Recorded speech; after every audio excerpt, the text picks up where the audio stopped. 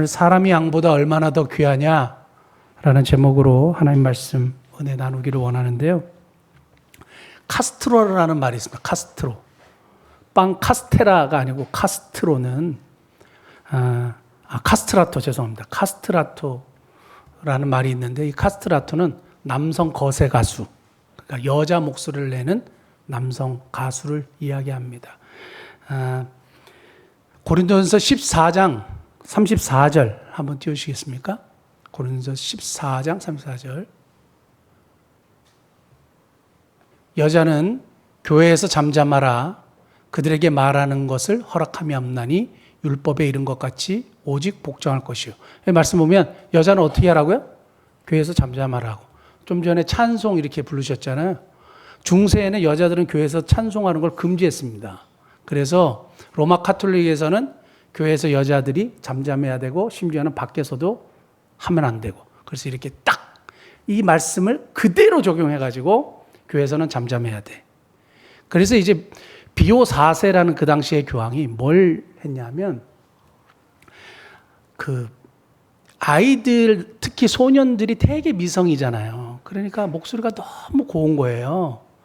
그래서 이 목소리가 고운 것으로 하나님을 찬양하면 얼마나 좋을까 하는데 얘네들이 성장하면서 뭐가 옵니까? 변성기가 오죠. 그러니까 변성기가 오는 것을 방지하기 위해서 뭘 했느냐? 거세를 하기 시작했어요. 그러니까 비오 4세가 야, 저 미성으로 하나님을 찬양하면 얼마나 좋겠냐. 여자들은 교회에서 노래를 못하고 하니 이 젊은 어린 소년들을 통해서 미성으로 하나님을 찬양하면 얼마나 좋겠냐 하니까 또 옆에 또 그런 사람도 있을 거 아닙니까? 교황님 생각이 역시 하나님의 말씀입니다. 지금도 로마 카톨릭은 우리가 굉장히 주의해야 되는 것은 뭐냐 하면 하나님의 말씀과 교황의 말씀이 딱 있을 때 교황의 말씀을 우선순위에 둬요. 그래서 이걸 따라요. 그래서 그게 굉장히 위험하다 이제 이렇게 얘기하는데, 그래서 교황이 이렇게 딱 정하니까 그때부터 아이들을 거세하기 시작해. 특별히 목소리가 좋은 아이들이요. 근데 나중에 이 카스트라토가 너무 유명해지고 사람들에게 막 칭송을 받으니까 한 해는 이탈리아에서 한 4,000명 정도 아이들을 거세시켰대요. 그러니까 이것이 나중에 비오 10세라는 분이 이것을 금지하기 전까지 1903년 비오 10세 교황이 야 이건 너무 비성경적이다. 이건 너무 옳지 않다 해서 이걸 금지시켰어요. 그 기간이 한 340년 되는데요. 이 340년 동안 수많은 아이들이 거세를 당했는데 문제가 뭔지 아세요? 부모님이 다 찬성했어요. 왜냐하면 카스트라토로 성공하면 부와 명예, 인기 거머쥘 수 있거든요. 그러니까 로마 카톨릭이 사람들을 잘못 가르치고 오도하고 그래서 비극적인 삶을 사는 거예요. 얘네들이 엄청나게 비극적인 삶을 살게 된 거죠. 자기 내면에 얼마나 많은 고통과 어려움이 있는지 몰라요. 평생 그렇게 살아야 되잖아요. 그런데 이러한 미성으로 하나님을 찬양하는 것이 너무 아름답지 않느냐라는 생각에 다 사로잡혀 있었어요. 우리가 지금 판단할 때는 말도 안 되는 얘기지만 그렇게 됐어요. 그렇게 가르치니까 또 그렇게 해야 된다고 생각을 하고, 그리고 또 돈방석에 앉으니까 거기에 부모님들이 동의하고 야 너 거세 뭐 이렇게 하는 거예요. 말도 안 되는 행동을 하게 되는 겁니다. 하나님이 과연 이것을 기뻐하셨겠느냐라는 거예요. 만약에 하나님이 그 미성으로 찬양을 듣기 원하셨으면 우리 남자들 창조하실 때 변성기로 오지 않게 했겠죠. 그러지 않겠어요? 그리고 하나님이 거세를 시켜가지고 야 너 그래가지고 나한테 영광 돌려 이런 하나님이 아니에요. 근데 이 사람들이 성경을 잘못 해석하고 잘못 가르치고 하다 보면 굉장한 심각한 문제에 빠지게 되는 겁니다.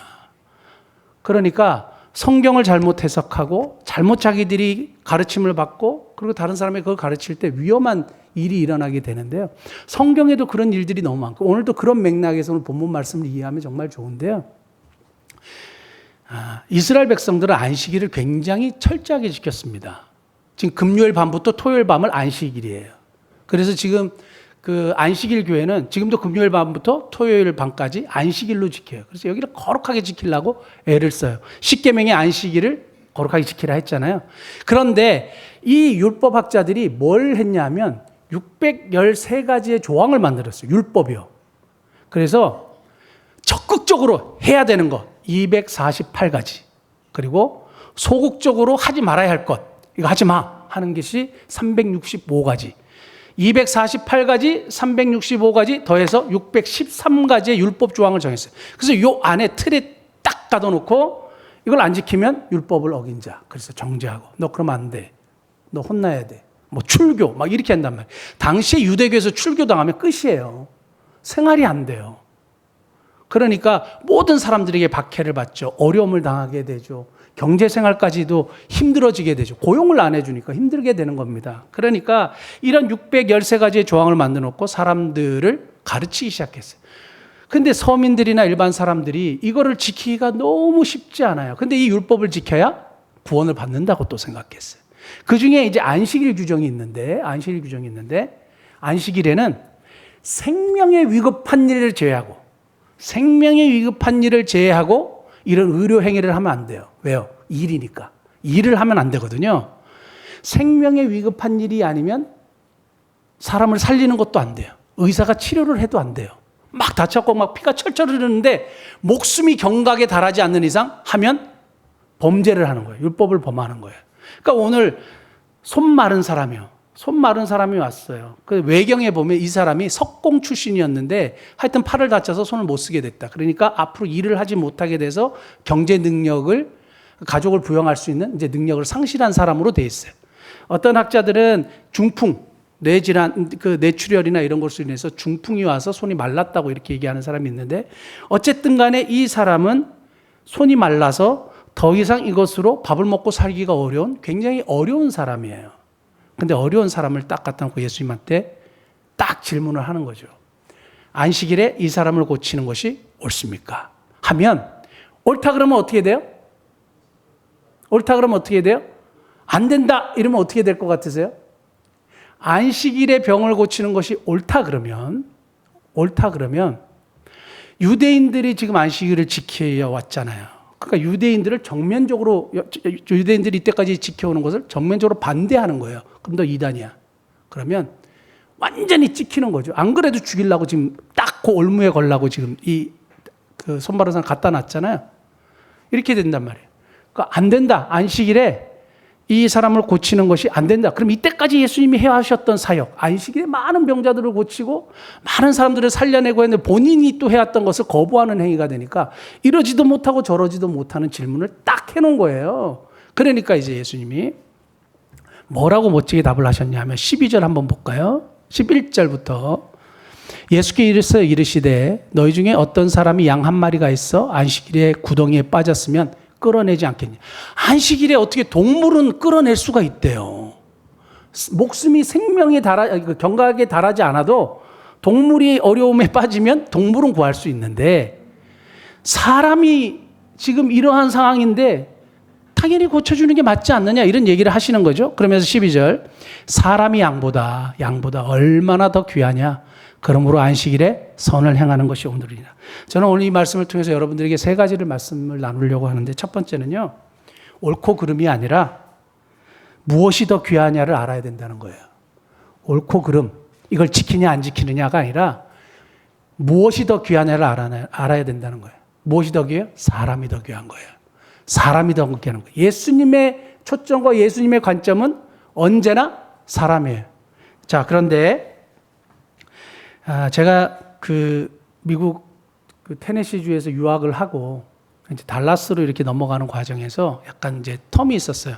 그때 제가 뭘 했냐면 학비를 벌기 위해서 중고차를 사다가 팔았거든요. 차를 너무 좋아해가지고 중고차를 사다 팔았는데 제가 차를 어느 정도로 좋아했냐면 밤에 이렇게 가잖아요. 그 앞에 이제 그 뒷 라이트만 보고 제가 몇 년식 무슨 차, 뭐 닛산, 뭐 다 너무 좋아했어요, 차를. 그래가지고 지나갈 때 이제 미국은 개인적인 이 중고차 거래가 굉장히 성행하거든요. 그래서 언제든지 살 수 있어요. for sale 1,200불, for sale 4,000불 이렇게 있으면 그 주인에게 찾아가고 딜을 해가지고 금방 이 타이틀, 그 소유권 있잖아요. 사인해가지고 할 수 있거든요. 근데 제가 중고차를 사다 파는데 내가 비즈니스를 하면 안 되겠구나. 그건 확실하게 느꼈어요. 왜냐하면 제가 보기보다 마음이 너무 약해가지고요.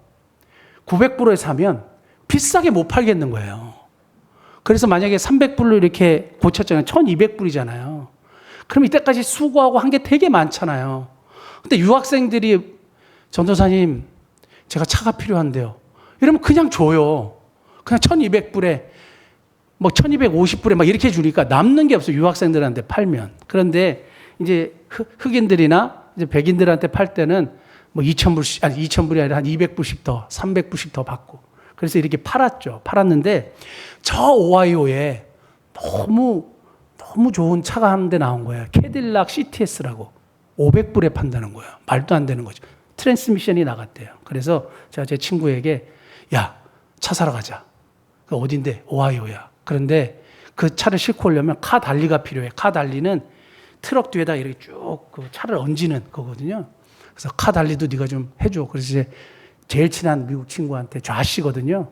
좌씨 좀 도와줘. 그래가지고 그 친구가 오케이 해서 자기 옛날 2.5톤 포드 트럭 가지고 뒤에 카달리를 싣고 뒤에 갔는데 그때 샤론이가 갓난애기였는데요. 제 아내가 여러분 나 기분이 너무 이상해. 절대 안 갔으면 좋겠어. 절대 안 갔으면 좋겠어. 이랬거든요. 근데 제 마음속에 뭐가 가득 차 있어요? 캐딜락이 가득 차 있는 거예요. 그래가지고 갔어요. 무시하고 갔는데 그래서 싣고 돌아오는 길에 그 9시간 걸리거든요. 가다가 너무 늦어갖고 잠도 자고 가고 뭐 이렇게 이제 돌아왔는데 1시간 딱 남겨놓고 비가 계속 오는데 갑자기 차가 미끌 하는 거예요. 그래서 차가 이렇게 쭉 미끄러졌어요. 그래서 뒤에서 달려오는 세마이라고 바퀴 18개 달린 트레일러가 있어요. 그 트레일러가 운전석을, 제 친구 있는 운전석을 팍! 한 100km로 달려온 것 같아요. 팍! 박았어요. 그러니까 여기가 쭉 찢어지면서 얘 눈을 이렇게 싹 긁었어요. 그래서 피가 갑자기 이렇게 쭉 흐르는 거예요. 그러면서 정말 빛의 속도로 엄청 길지 않습니까? 2.5톤 트럭에 또 캐딜락 카달리 이렇게 하니까 그게 엄청 길잖아요.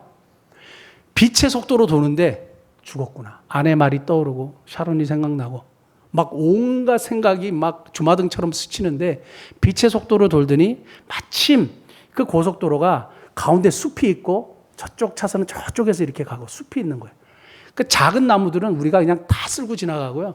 저쪽에 마침 고목나무들이 있는데 거기에 달려가는데 저쪽으로 가는 거예요. 딱 하면 내 쪽이겠다 싶어가지고 제가 그 친구 좌씨를 좌씨 그러고 이렇게 엎드렸거든요. 근데 이게 옛날 차라 목 그 받침도 없어요. 그래갖고 이렇게 했는데 정말 제 쪽으로 차가 뭐 무지막지한 속도로 그냥 갖다가 팡 박았는데 참 감사한 것은 요 뒤에 이 뒤로 꽝 박아가지고요. 이게 옛날 차 뒤가 또 쇠로 이렇게 또 받침이 돼 있었거든요. 이게 우리를 싹 이렇게 안았어요. 그러니까 차는 나중에 보니까 여기를 박았으니까 이쪽 받고 찌그러져 갖고 이렇게 돼 있는 거예요. 근데 우리는 이렇게 돼가지고 둘이 살아났어요. 근데 나중에 뒤에서 그 세마이 트럭 운전기사가 벌벌 떨고 왔어요. 쟤네 죽었다. 왜냐하면 우리가 날아갔잖아요. 근데 저는 외상도 없고 친구만 이렇게 피를 좀 많이 흘리고 너무 감사하대요. 흑인 운전사가. 죽은 줄 알았대요. 근데 제가 말씀드리는 포인트는 이거예요. 그런 얘기 하시니까 눈을 똑바로 뜨시는데 제가 얘기하는 포인트를 잘 들으세요. 차 사고가 딱 나니까 누가 먼저 왔느냐? 경찰이 왔어요. 경찰이 와가지고 뭘 조사하느냐? 사건 경위를 조사하고 누가 잘못했는지 그리고 누구의 과실인지 이걸 적어갔어요. 어떻게 하다 사고가 났느냐? 우리는 솔직하게 얘기했죠. 트럭 운전기사한테 얘기했는데 이렇게 해서 박았다. 그리고 뭐 우리는 이렇게 해서 박았다. 누구의 과실인 것 같으냐? 우리는 우리가 미끄러져서 저 사람이 그냥 박았기 때문에 저 사람 별로 잘못이 없는 것 같다. 뭐 이렇게 이제 옳고 그름에 대한 누구의 과실인지에 대한 묻고 갔어요. 근데 그 다음에 앰뷸런스가 딱 왔어요. 소방관들이 딱 오더니 뭘 한지 아세요? 친구 지혈시켜주고 목에 기부스 해주고 저는 외상도 없는데 딱 와서 목에 기부스를 하고 들것 앞에다 딱 놓고요. 싣고 몸을 전혀 움직이지 못하게 했어요. 왜냐하면 사건 현장을 보니까 심각하거든요. 엄청난 큰 사고였는데 둘이 이러고 있으니까 이 사람들 뼈가 다 상했을 것이다 생각한 거예요. 그래서 사람을 보호하는 거예요. 사건 경위 물어보지도 않아요. 어떻게 해서 다쳤냐 물어보지도 않아요. 딱 오자마자 치료하고 해요. 제가 그때 되게 은혜를 받고 나중에 생각해 보니까 그래 이거구나. 옳고 그름 경찰들의 어떤 잡을 제가 뭐 이렇게 폄하하려고 하는 게 아니고요. 굳이 따지자면 우리 크리스찬들 예수님의 말씀이 약간 소방관과도 가깝구나. 그래서 사람을 대할 때 옳고 그름 경위 이런 걸 묻거나 따지거나 잘못 이런 게 가리는 게 아니라 우리는 그냥 사람을 먼저 생각하는구나. 이 사람이 다쳤는지, 이 사람이 얼마나 아픈지, 이 사람이 어떤 고통이 있는지 그거를 살피는 거구나. 이거예요. 이게 성경적인 거. 그래서 오늘 본문 말씀도 그거예요. 이 사람이 얼마나 이 팔이 마른 것 때문에 고통을 당하고 있는지, 이것 때문에 밥을 먹고 벌어먹고 살 수가 없어서 얼마나 가난하게 살고 있는지, 예수님 만났기 때문에 이것이 얼마나 치료받을 수 있는 절호의 기회인지 이런 거는 생각도 안 하는 거예요. 하면 안 된다 이거예요. 옳고 그름 따지는 거예요. 안식일의 규정에 의하면 일하는 거니까 너는 치료받으면 안 돼. 끝이에요. 너 치료받으면 넌 아웃이. 도대체 이런 것이 어떻게 가능할까? 그런데 오늘날 교회에서도 그래요. 교회에서도 그래요. 뭐가 앞서는지 아세요? 교회 법, 또 교회 법칙. 담배 피고 교회 오면 돼요, 안 돼요? 되죠. 술 먹는 사람이 교회 오면 돼요, 안 돼요? 되죠. 모자 쓰고 교회 오면 돼요, 안 돼요? 되죠. 그리고 좀 신앙이 없는 분들이 좀 이렇게 설교가 이게 익숙하지 않잖아요. 그래서 이렇게 들을 수 되죠. 그리고 내가 좀 다리가 꼬아가지고 이렇게 말씀을 들을 수도 있죠. 근데 우리는 너무 그런 걸 불편해해요. 그래서 자꾸 그걸 말하려고 그래. 다 그래요. 불편해요. 저도 한동안 이런 문제 때문에 나는 왜 저 사람이 이렇게 불편할까? 그게 뭐냐 하면 제가 가지고 있었던 이제까지 교회 어른들에게서 배워왔던 그러면 안 돼. 저러면 안 돼. 예배는 경건하게 드려. 이러한 틀 때문에 새로운 사람들이 예수를 전혀 안 믿는 사람들이 교회 무슨 법칙을 알겠어요. 와준 것만 해도 고맙죠. 그래서 어떻게 해서 교회에 왔는데 와서 상처받고 가는 거. 뭐 때문에? 교회 법칙이나 교회에서 정해놓은 원칙이나 이런 것 때문에요. 그러니까 우리도 모르게 바리새인과 똑같아지고 있는 그런 상황이죠. 교회는 뭘 생각해야 돼요? 사람을 생각해야 돼요. 그분이 어떻게 해서 여기 왔겠어요? 누군지 모르지만 어떻게 해서 여기를 왔겠어요? 그걸 생각해야 돼요. 사람을 생각하는. 그래서 무엇이 중요한가? 주님에게는 안식일이 아니었고요. 장로들의 유전이나 613가지 율법이 아니었고요. 사람이 중요하셨어요. 그 사람의 아픔과 고통이 더 중요하셨고 옳고 그름을 탓하기 전에 사람의 아픔을 먼저 헤아리라는 것이 주님의 말씀이에요. 사람을 먼저 헤아리시는 저와 여러분 되실 수 있기를 바랍니다. 사람에게는 구덩이에 빠진 양이 소중한 것처럼 하나님에게는 이렇게 핸디캡, 장애인이잖아요. 핸디캡이 있고 부족하고 어떻게 볼 때는 사람들이 볼 때는 쓸모없는 사람인 것 같지만 나에겐 소중한 사람이야. 이렇게 말씀하는 거예요. 나에게는 이 사람이 소중한 사람이야. 귀한 존재야. 저와 여러분들도 주님께 소중한 존재고 사랑받는 존재고 우리 지난번에 왔던 소망의 집 가족들 나는 얘네들을 되게 소중하게 생각해. 그런데 제가 지난번에도 한번 말씀드렸는데 어느 교회에서 자주 오는 분이래요. 근데 나이는 저보다 좀 어린 것 같은데 재권 형제가 67년생이거든요. 그리고 반장님이라고 제가 보는 김동호 형제는 호적상 나이는 저보다 어려요. 75년 1월 1일생인데 그때 발견돼서 75년 1월 1일생인데요. 근데 65년생 정도 돼 보여요. 적어도. 그래서 재권 형제님이 그 반장님 동호 형제에게 형 이렇게 하거든요. 근데 그 집사님이래요. 어느 교회. 반말을 하는 거예요. 제가 막 듣다가 이게 막 얘기를 하고 싶어서 왜 반말하냐고. 하고 싶었는데 또 이게 첫 만남에 서로 얼굴 붉히고 그럴까 봐 제가 참았는데 봉사하고 부재하고 섬기는 거 다 좋은데 사람을 소중하게 예의 있게 대해야죠. 우리 조태석 목사님 배단위 동산에서 지적 장애인들 돌보고 계시는데 그때 조태석 목사님이 딱 그 얘기 하셨잖아요. 존대하셔라. 진짜 맞는 얘기예요. 우리보다 그분들이 지적인 능력은 없지만 하나님이 그분들을 소중하게 여기세요. 가난한 자를 멸시하는 자는 주를 멸시하는 자다. 이렇게 성경에서 분명히 얘기하셨어요.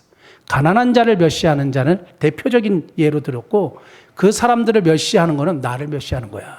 이렇게 하나님이 강력하게 말씀하셨거든요. 소중하게 생각하고 사람에게 관심을 가지고요. 우리 여기 2층에 여러분 우리 그 주보에 아마 대한민국 교회에 식당이 문을 닫는다는 얘기를 쓰는 거는 아마 우리 교회가 최초일 겁니다. 아마 전 세계 교회 역사상 주보에 내가 그걸 한번 해보고 싶었어요. 2층을 갔는데 너무 힘들어가지고 그리고 사람 구하기도 너무 어렵고 그래서 문을 또 닫으신대요. 제가 마음이 너무 안 좋은 거예요. 그래서 어떻게 하는지 아세요? 손님들 오면 무조건 만다린이에요. 이번에 손님들이 계속 찾아왔는데요. 계속 만다린 갔어요. 계속. 목사님, 중국 음식이 목사님 몸에 안 좋지 않습니까? 신경을 엄청 쓰면서 어떻게 하든지 좀 덜 안 좋은 걸로 해가지고 만다린 가가지고 대접하고. 괜찮으시냐고. 너무 안타깝다고. 너무 섭섭하다고. 그리고 마지막에 이제 복음을 탁 전해야지. 복음을 한번 전하고 하는데 중요한 건 뭐냐면 사람을 생각하는 거예요. 사람에게 관심을 가지고.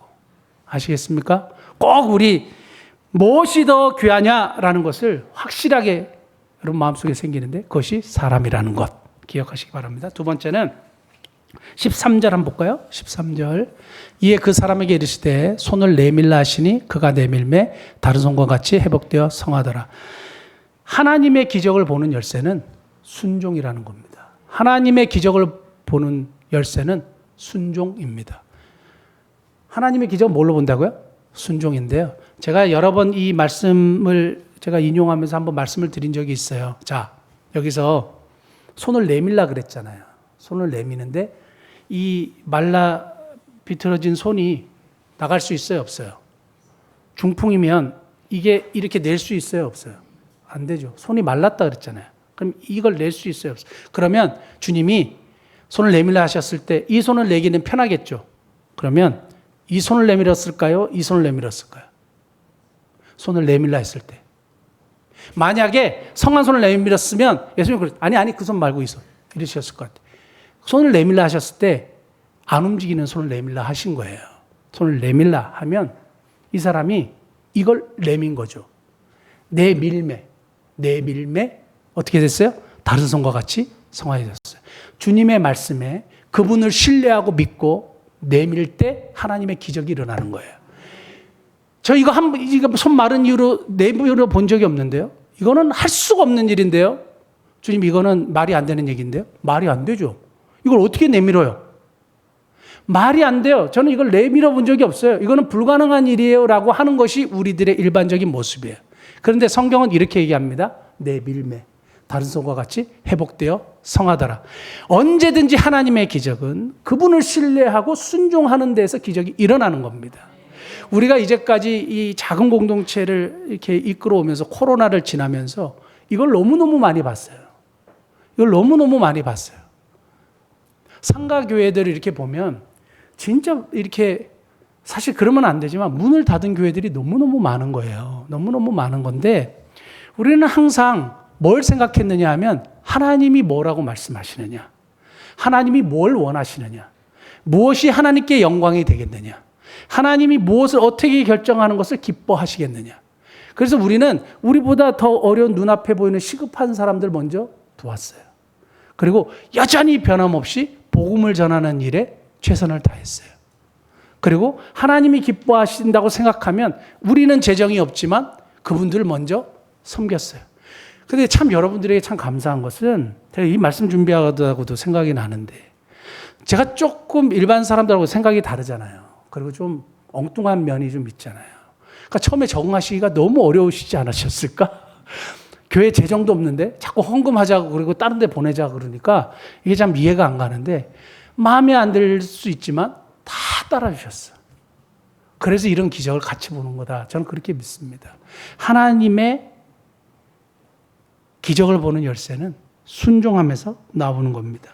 그런데 할 수 없다고 하는 자에게 해보지 않았다고 하는 자에게 해본 적이 없다고 말하는 자에게 절대 일어나지 않아요. 그리고 그것을 믿지 않고 내밀지 않는 자에게는 기적의 열쇠는 없어요. 기적은 일어나지 않아요. 누구에게? 믿고 순종하는 자에게. 저는 우리 개인의 삶과 우리 교회의 이러한 하나님의 기적의 역사들을 계속 보기 원합니다. 그러면 그분을 신뢰하고 그리고 순종함으로 이것을 볼 수 있어야 됩니다. 요한복음 9장 6절. 제가 지금 찾는 이 성경 구절은 다 안식일에 일어난 일이에요. 이 말씀을 하시고 땅에 침을 뱉어 진흙을 이겨 그의 눈에 바르시고 그 다음에 이르시되 실로암 못에 가서 씻으라 하시니 실로암은 번역하면 보냄을 받았다는 뜻이라 이에 가서 씻고 밝은 눈으로 왔더라. 이게 태어날 때부터 소경으로 태어난 분에 대한 이야기인데 예수님이 그때 이때까지는 이렇게 행동한 적이 없는데 땅에 침을 뱉어갖고 진흙을 이겨갖고 눈에 발랐어요. 이게 뭐 하는 짓이지? 이럴 수 있잖아요. 그런데 이제 실로암 못에 가서 씻으라. 실로암 못이 저 성 밖에 있었는지 아니면 성 저쪽에 있었는지 의견이 분분한데요. 하여튼 거기서 엄청 떨어진 곳이에요. 그러면 소경이 이렇게 진흙으로 이렇게 눈에 바르고 누구의 도움 없이 실로암 못을 어떻게 찾아가요? 근데 갔어요. 가서 씻으라 하시니까 가서 씻었더니 어떻게 됐어요? 씻고 밝은 눈으로 왔더라요. 순종이에요. 그분의 말씀을 이게 말도 안 되는 것 같지만 아니 거기를 어떻게 가요? 지금 보이지도 않는데 그리고 이걸 해가지고 지금 눈이 낫겠습니까? 말이 되겠습니까? 이렇게 하고 안 했으면 이런 역사는 없어요. 근데 그분의 말씀을 신뢰하고 가서 씻었더니 밝은 눈으로 오게 되는 겁니다. 한 구절 더 찾아볼게요. 마태복음 9장 6절 7절.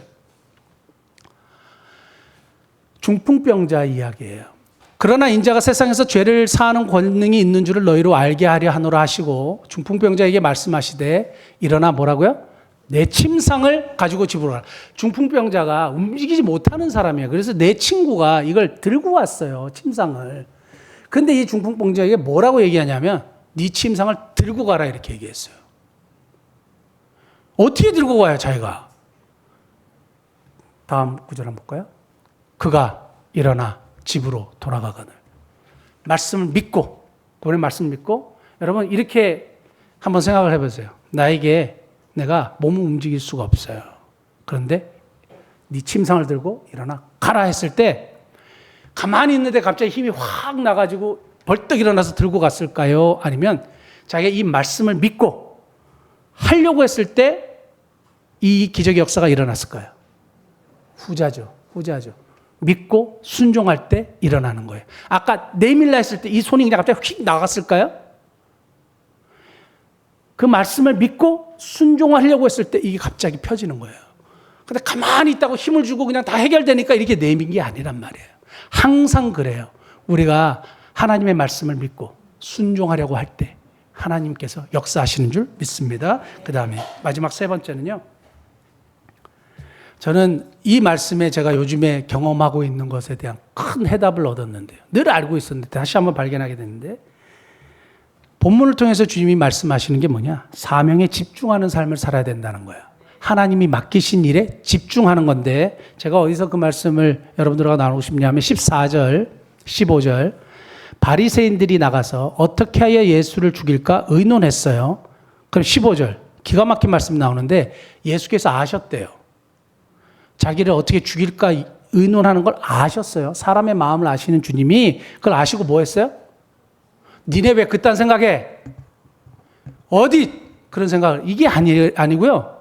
거기를 떠나가셔서 뭘 했어요? 많은 사람들이 따랐고 예수께서 그들의 병을 어떻게 해요? 다 고쳐주셨어요. 그리고 자기를 나타내지 말라 경고하셨어요. 자기를 나타내지 말라고 왜 경고하신지 아세요? 예수님이 이 땅에 오셔서 십자가를 지시고 우리의 모든 죄의 문제를 해결하러 이 땅에 오셨기 때문에 많은 사람들이 자꾸 억지로 왕을 삼으려고 하는 거예요. 자기들이 원하는 메시아로 삼으려는 걸 아시고 그러면 안 돼. 그래서 경계하신 거예요. 그래서 자신이 이 땅에 오신 사명에 아주 충실하고 집중하시는 삶을 사시게 된 거예요. 자, 보세요. 여러분, 제가 지금 여러분들에게 굉장히 안 좋은 마음을 갖고 있어요. 예를 들어서, 그러면 내가 막 뒤에서 막 욕을 막 하고 있어요. 막 하고 있어요. 그걸 여러분들이 아셨어. 기분이 안 좋겠죠. 누가 나에게 뒷담화를 하고 나에게 안 좋은 생각을 가지고 다른 사람에게 야, 저 막 이렇게 얘기를 한다면 여러분은 어떻게 반응하세요? 엄청 기분 나쁘고 속상하고 그 사람에 대해서 또 얘기하고 하죠. 우리는 나를 오해하고 그리고 나에게를 뒷담화하고 그것도 잘 못 참아요. 잘 못 참아요. 제가 요즘에 막 큰 일들은 없지만 늘 저를 뭐 칭찬하고 막 잘한다고 하는 사람만 있는 건 아니겠죠. 아니겠죠. 오해도 받고 하다 보면 선한 일 하다 보면 낙심할 때도 있어요. 오해도 받고 그리고 안 좋은 얘기도 듣죠. 그때 이 말씀이 딱 오는 거죠. 알아요. 그게 잘못된 오해이고 잘못된 거라는 걸 알지만 그 사람의 오해를 풀기 위해서 내가 에너지를 낭비하지 않아요. 저는 뭘 해요? 사명에 집중하는 거예요. 여전히 꼭 필요한 지역에 교회를 세우는 것. 그리고 하나님께 기도해서 우리 성도들의 마음을 살피는 것. 그리고 내가 하고 있는 이 목회 현장에서 어떻게 하는 것이 가장 바람직한 것인가 기도하고 하나님의 뜻을 묻는 것. 그리고 선교지가 잘 돌아갈 수 있도록 나에게 지금 맡겨주신 그리고 우리에게 허락해 주신 많은 교회들 이렇게 살펴보는 것. 그래서 제가 어디에다 집중하는지 아세요? 거기다 집중해요. 그래서 오해하고 뭐 그런 분들 내가 어떻게 풀겠어요? 뭐라 그러는데 내가 뭐라고 하겠어요? 뭘 해야 돼요? 사명에 집중하는 거예요. 이 예수님이 보니까 누가복음 4장 18절 한번 볼까요? 주의 성령이 내게 임하셨으니 이는 가난한 자에게 복음을 전하게 하시려고 내게 기름을 부으시고 나를 보내사 포로된 자에게 자유를 눈먼 자에게 다시 보게 함을 전파하며 눌린 자를 자유롭게 하고 이 땅에 본인이 왜 오셨는지에 대해서 분명하게 이렇게 말씀하셨어요. 그러니까 사람들의 마음을 아시고 자기를 죽이려고도 하고 뒤에서 얼마나 욕하는지 다 아셨지만 뭘 했어요? 눈먼 자에게 다시 보게 함을 주고 포로된 자에게 자유를 선포하고 눌린 자를 자유롭게 하는 일. 여기 다 고치셨다 그랬잖아요. 그 일에만 집중하시는 거예요. 그래 우리 크리스찬들이 이 땅을 살아가면서 오해도 받고 문제도 있고 상한 마음도 있고 누구는 나를 저 뒤에서 욕을 하지만 나는 묵묵하게 주의 일 나에게 맡기신 사명을 감당해야 되겠구나.